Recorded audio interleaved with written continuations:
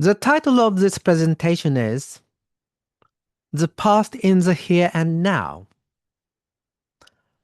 This title uses a phrase signifying the present in order to modify something past. It is therefore somewhat of an oxymoron. I have employed this phrasing to highlight the current state and issues that persist in the field of humanistic psychology, even in the 21st century.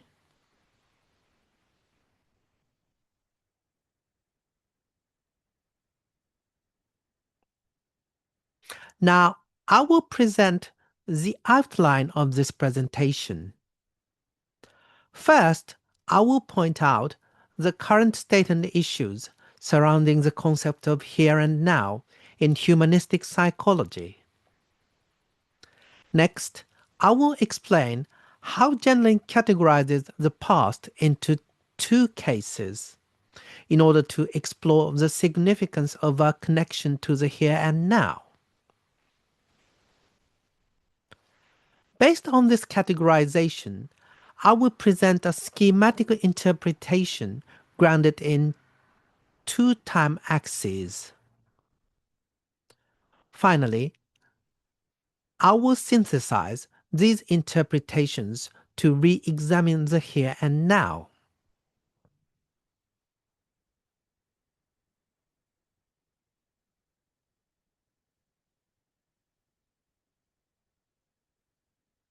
Section 1. Current state and issues of the here and now concept. Within the field of humanistic psychology, I will identify the current state and issues surrounding the concept of the here and now. Using Genlin's research as a starting point to organize the key points of discussion.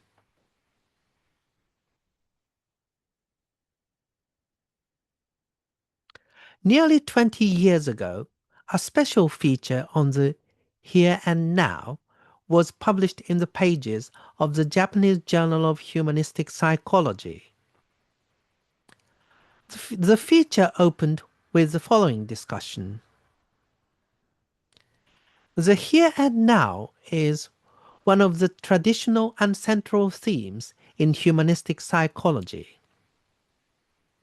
It can be expected to serve as a base camp, forming a forum where various fields, such as the practice of Rogerian encounter groups, Maslow's theory of self-actualization, Gestalt therapy, focusing, phenomenology, and body therapy, can gather and engage in dialogue.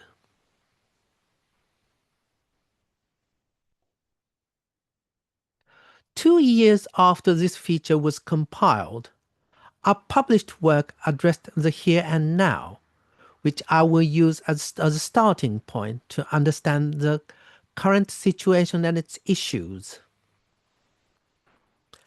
Yoshihiko Morotomi states the following. I have had the experience of participate in a basic encounter group where the facilitator, who was relatively directive, encouraged me to talk about the here and now and not talk about the past.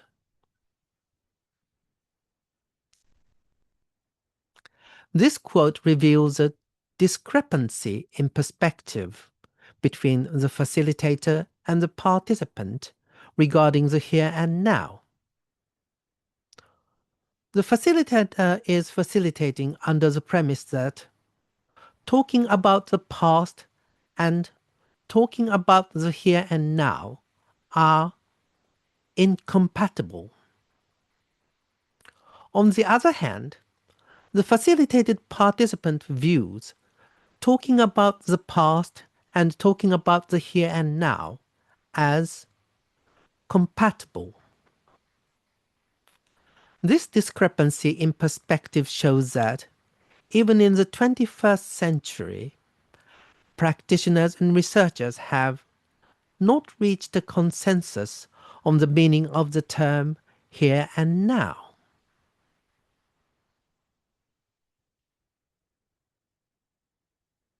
Now, regarding Rogers, who proposed the basic encounter group, he reveals an ambivalent belief about the concept of here and now in his book. I respond more to present feelings than to statements about past experiences, but I'm willing for both to be present in the communication. I do not like the rule we will only talk about the here and now. This passage by Rogers is suggestive, for better or worse. In a positive sense, it is suggestive because, while written in the context of facilitating encounter groups, it possesses a versatility that extends beyond group approaches. On the other hand, it is suggestive in a negative sense because it remains confined to Rogers' personal rule of thumb observations. His statements are framed as I am willing for or I do not like, remaining mere preferences. Even examining the surrounding paragraphs reveals no documentation of the basis for his assertion. Why he does not like the rule, or why he is willing for both to be present in the communication, is something those left behind must each carefully examine and consider.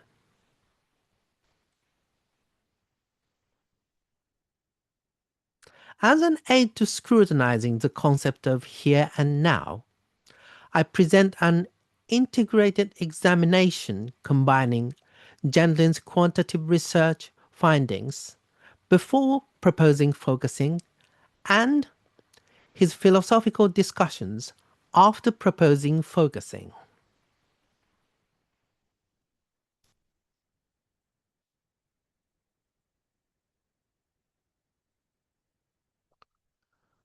Next is Section 2, Two Pasts. First, I introduce Gendlin's early psychotherapy research study. Then, I present and examine his later philosophical concepts of remembered past and retroactive past. After considering the philosophical background of the retroactive past, I apply the distinction between these two pasts to the examination of focusing practice.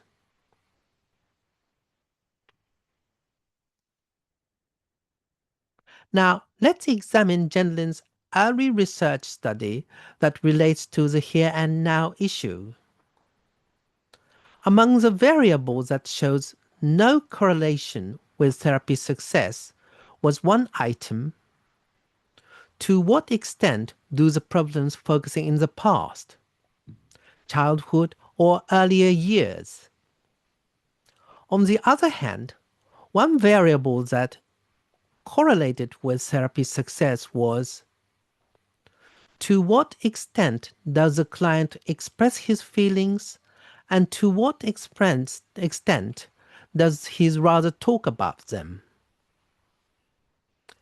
The variables that shows no correlation were generally those related to what to talk about. Conversely, the variables that shows a correlation were generally those related to how to talk.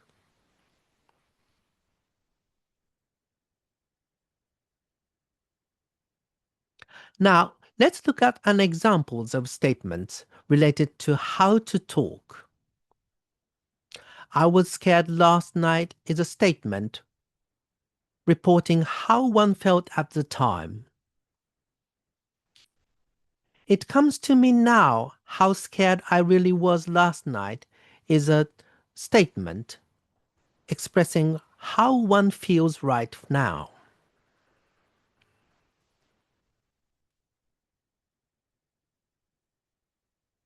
Regarding this notion of expression, in a paper surveying the history of research in the late 1960s, Genlin addressed the following.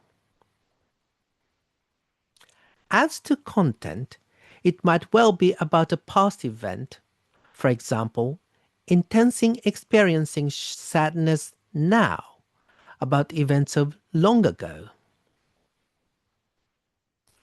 What this tells us is that it doesn't matter at all whether the event occurred yesterday or even in childhood.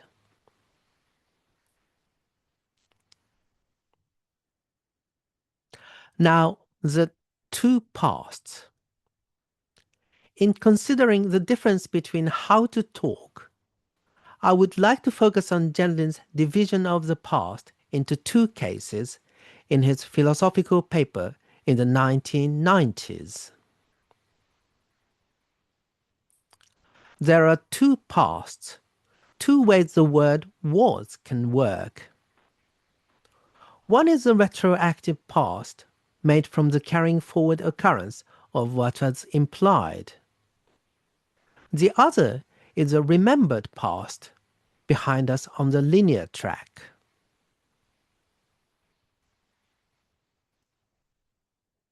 Now, let's take a look again at the was in his early research study.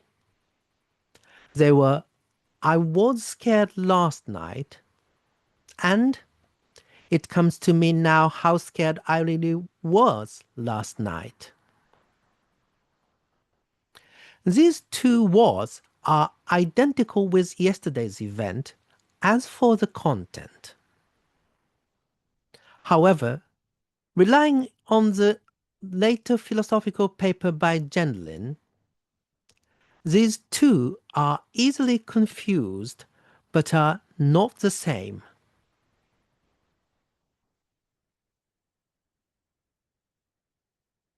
Let us summarize the two past in my own way. Remembered past is as follows. It is a report of static content already made. It is always the same, regardless of the current feeling. There is no prospect of changing from last night's I was scared to something else in the future. On the other hand, retroactive past is as follows. One may have felt something at the time, but it is only now that he expresses it for the first time as I was scared. After all, it can be said differently. No, I was more at a loss in the future.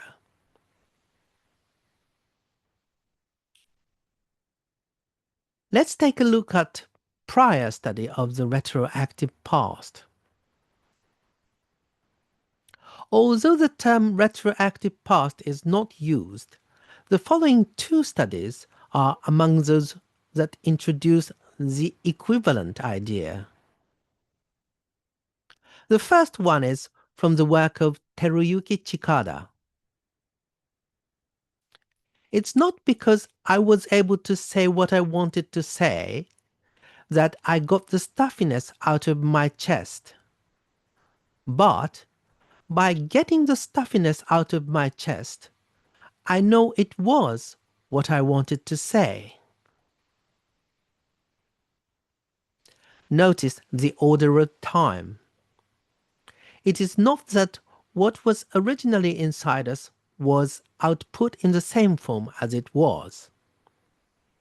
Rather, the idea is that something implicit is given meaning, ex post facto as a result of the stuffiness being lifted from the chest. Next is Akira Ikemi's own terminology, carried forward was. I consider this to be close to the retroactive past. He gives the following example of a client statement. Oh, now I know what it was. I was afraid of her all this time.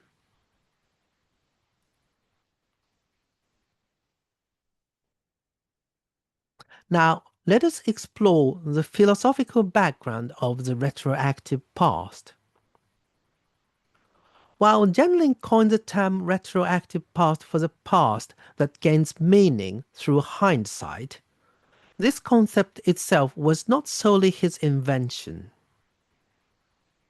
There is a philosophical predecessor active in the first half of the 20th century. George Herbert Mead, a philosopher in American classical pragmatism, argued in his latest book, The Philosophy of the Present, as follows. For the past must be set over against the present, within which the emergent appears, and the past, which must then be looked at from the standpoint of the emergent, becomes a different past. At the University of Chicago, the philosopher who was a student of Mead's student was none other than Genlin. Genlin argued in his seminal book, Focusing-Oriented Psychotherapy, as follows. The present gives the past a new function, a new role to play. Not only is it interpreted differently, rather it functions differently in a new present.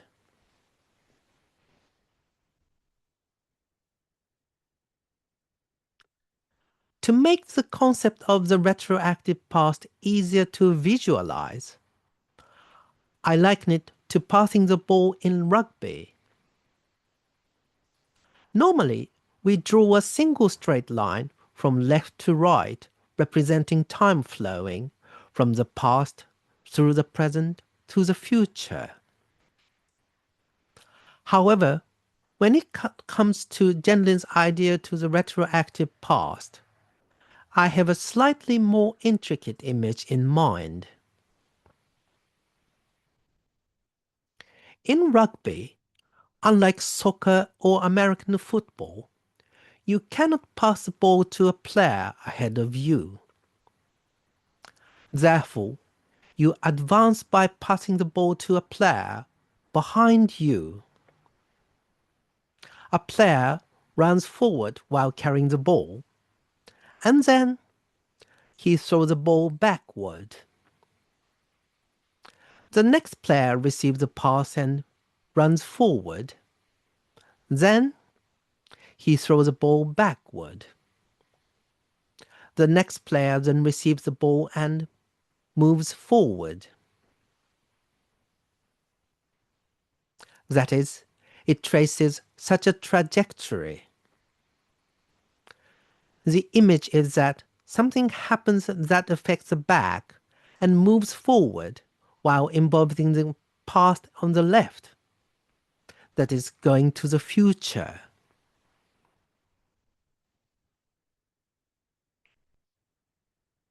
After integrating and examining everything from early research findings to later philosophical developments in this manner, I will now present my own perspective on how this approach can be applied when considering the method of focusing-oriented listening.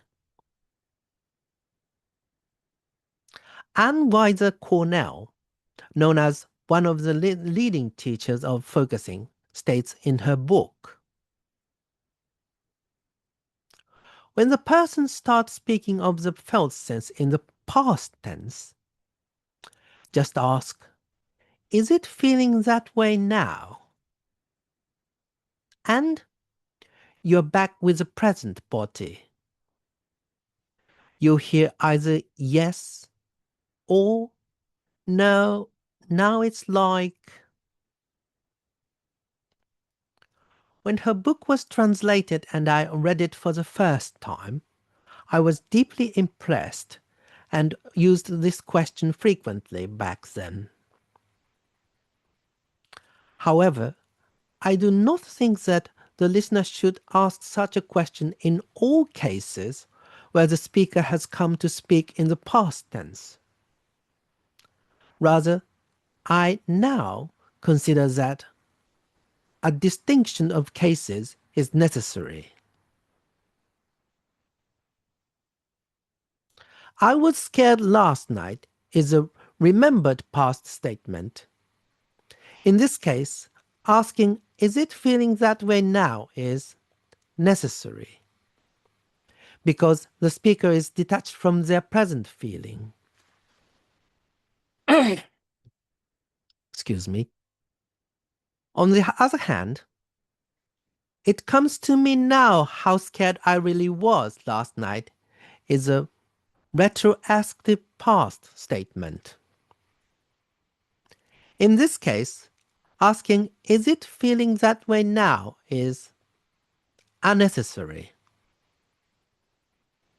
This is because, grammatically, even though scared is in the past tense, it is already describing a present feeling.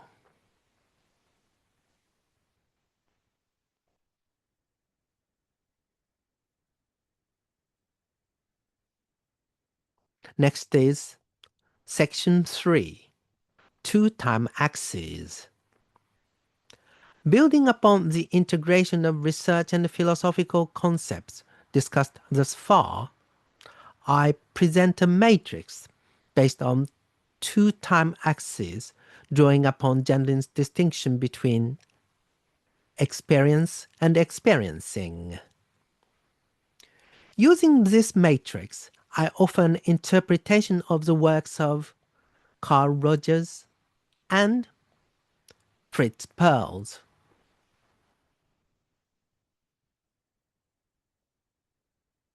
I will quote the passage where Gendlin most effectively used the contrast between experience and experiencing in his examination of psychotherapy.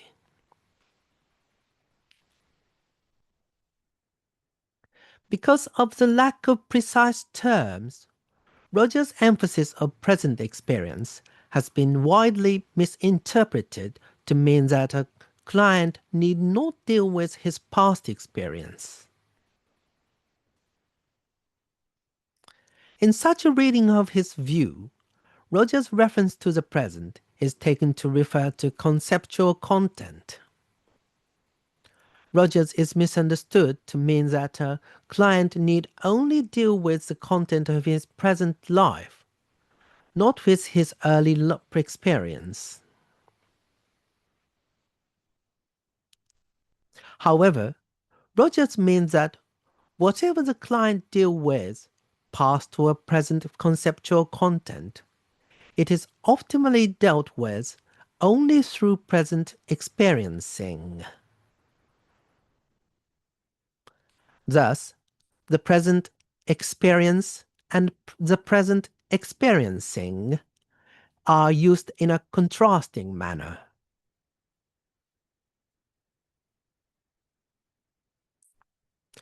Based on this contrast, I introduce two time axes. There is the experience as an event that occurred, spanning from the past to the present. I think that because we have confined it solely to this framework of where it is positioned on this single number line, it has often been described ambiguously or inadequately explained. In contrast, I introduce another time axis, experiencing. That is, I introduce the ongoing experiencing that spans from past reports to present expressions. Then, speaking of past events as things that have passed is a remembered past.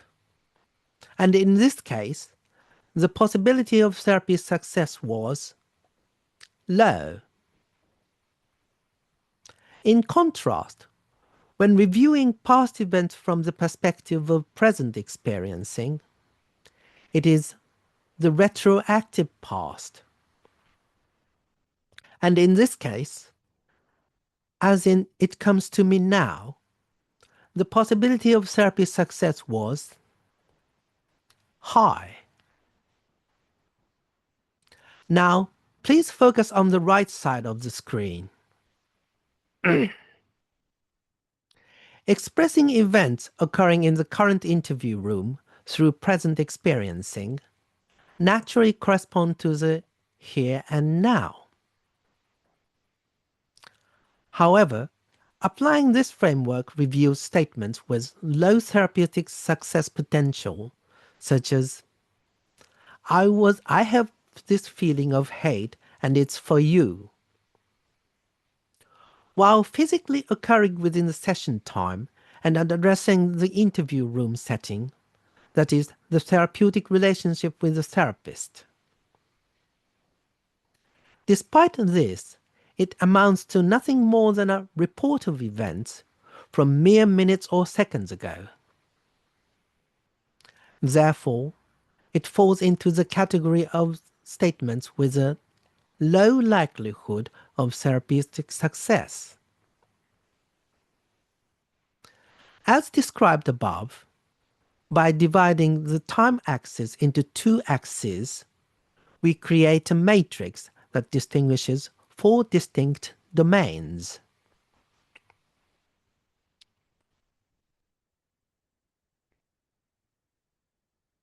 I apply this matrix to Roger's statement mentioned at the beginning. Rogers stated that he did not like the rule, we will only talk about the here and now, and further stated that he was willing for both the past and present to be present in the communication.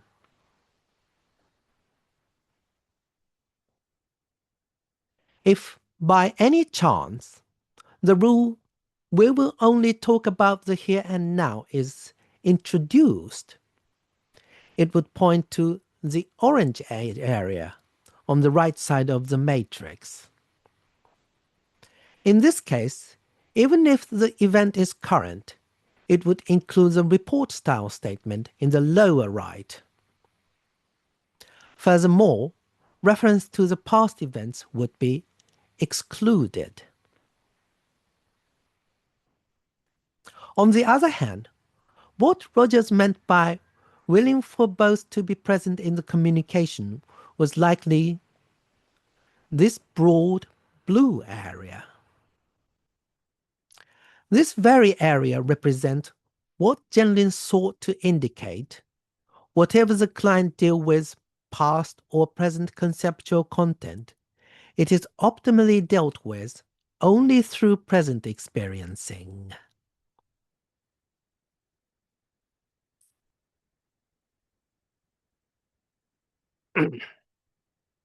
Now, in the field of humanistic psychology, the person who made the concept of here and now most famous was Fritz Perls, the founder of Gestalt therapy.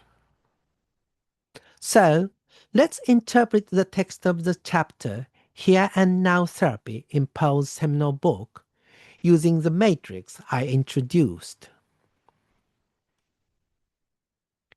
It is insufficient merely to recall a past incident.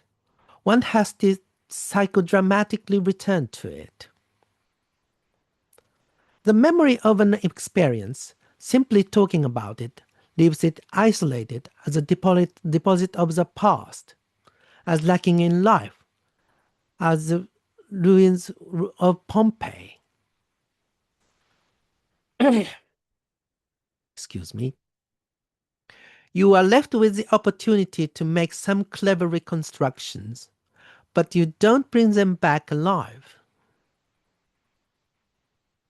I suspect that Paul's argument is that is why it is Gestalt therapy that provides the opportunity to make some clever reconstructions.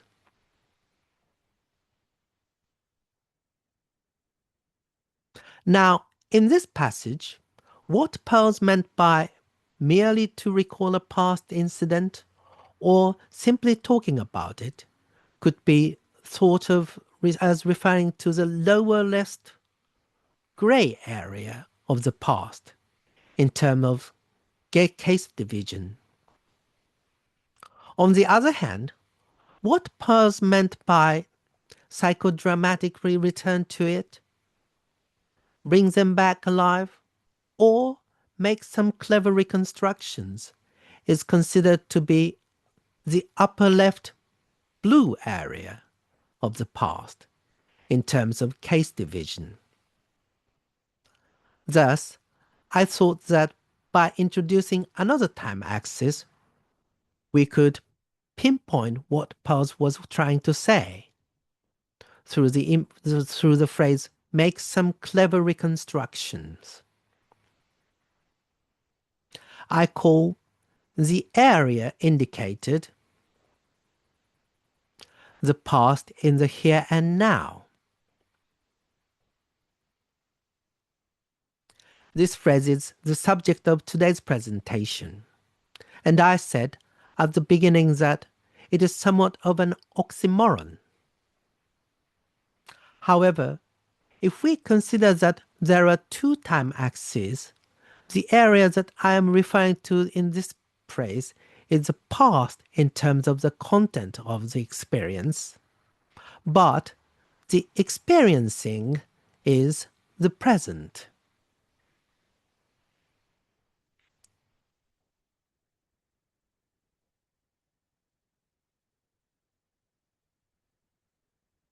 Finally, we come to section 4, conclusion. In summary, I advocate a recapturing of the here and now.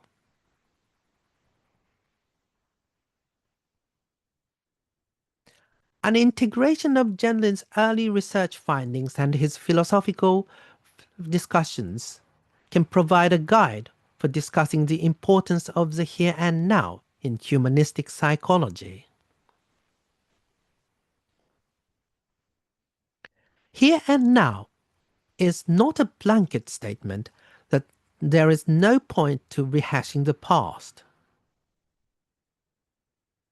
It is a refutation of the notion that the present and future are already determined past by past events. If we were to reinterpret past events through our present experiencing, we would be valuing the here and now.